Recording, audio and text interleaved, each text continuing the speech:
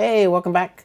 Today I am back working on my Chevy Blazer, and I'm patching a area of the rear quarter panel that had been ground a little too thin in a previous repair, and so I am creating a new patch to go over that spot. And so this is just 20 gauge or 18 gauge steel, and I'm just cutting out the area that that has the thin metal. You can kind of see it in between those two holes I'm drilling. The patch is not square because it's actually hard to cut a square hole in a fender like that, and so I figured drilling some nice generous holes and just rounding the patch over to match them would be a little easier to cut out cleanly, and also even welding a little cleanly. As you can, instead of trying to weld around a sharp corner, you can kind of tack and have a generous radius around there. So got this little die grinder that's cutting close to the line. I'm not real good at cutting right on the line. I need a little bit more practice with that.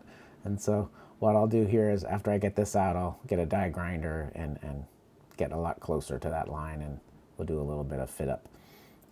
Especially getting really good fit up helps my lack of welding skill here too. So once we get this rough cut out, we'll kind of check the patch and make sure it's going to work, and then really fine tune where that cutout needs to happen. And kind of make sure I don't have any burrs on it, so I cut my fingers. Kind of one last final check of the patch, and then using a sanding sponge to clean off any burrs that are not visible, and then we fire up the TIG welder.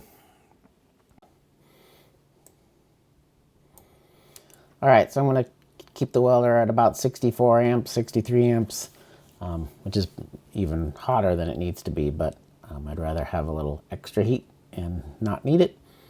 But as you can see, even in this first tack, I used a little bit too much of that 63 amps, and so first try got a hole right in the joint, but it is sticking, and I'm just going to go around in a few spots and catch it where it's flush, just to make sure it's going to stay in there.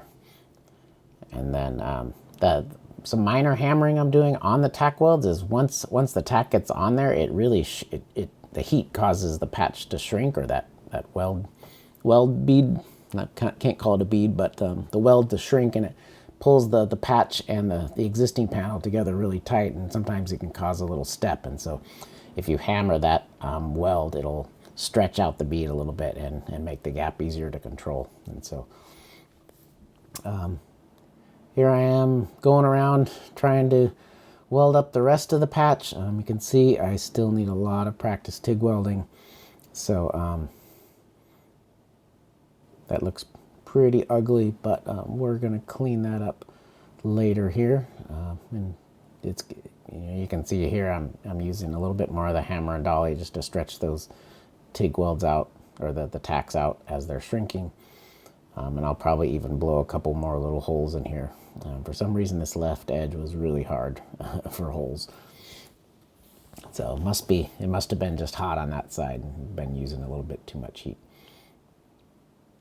So ideally, I've tried this using no filler at all as well, and it's it tends to leave me with a lot of little recessed areas in the weld joint that I have to either fill later or hammer and dolly, and so it makes it really hard to get the finish I want. And so I thought this time I'd try and add filler everywhere and then grind it down flush. But as you'll be able to see here in a minute, it's even doing that is really hard, because I think as the weld shrinks, it pulls the joint in away from the part that the side of the steel that you can see, and so it leaves a little kind of a little ravine, even though there's weld built up in the ravine. And so it's really hard. Even when you grind the weld flush, there's still some little spots and crevices where it's low and it's pulled in, and so you end up having to grind off the major chunks of weld, and then I'll have to go back in and hammer and dolly to bring those little the little ravine or the crevices out again to where they can be ground flush. And so this little handheld belt sander is kind of helpful for just grinding the spots that I need to, and not touching the patch or the panel. And so here I'm just starting very beginning of hammer and dolly, trying to get the panel somewhat close to where it needs to be and bring out the low spots. And first try there is adding the ink and then using a first run of the shrinking disc just to catch highs and lows and find out where I'm grossly low. You can still see the patch still needs a little bit of grinding, and then there's kind of some big spots there where there's lots of black ink there that needs to come out. And so I've got a dolly behind there and kind of hammering around them to bring them out. And so that brings a little bit more of them out. Cooling it down with a rag, just kind of, and then checking it, and then a little more hammer and dolly. You'll see those black areas where the ink is kind of in the top, and they're never going to go quite all the way away, but for some reason you can't you can really see them in a video, but I don't think I ever get rid of them all the way. And so I'm probably not quite as good as I'd like to be here, but I'm going to get them mostly out. And so that's the goal here. And so I think you cool this down, and then it's going to probably need a little bit of sanding. Actually, here's where I was talking about those little crevices that form around the weld, the joint of the patch. Those are still really low, but I can't grind anything.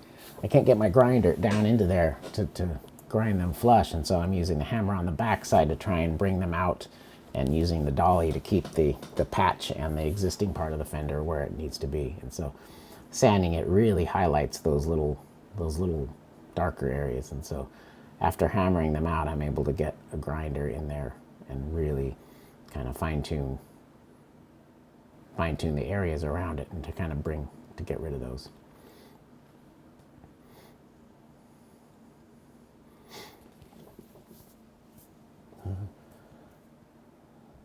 The palm sander just has I think it's like 120 grit sandpaper on it, so it's just mostly for just getting the ink off and getting any really rough spots. It doesn't take much metal off.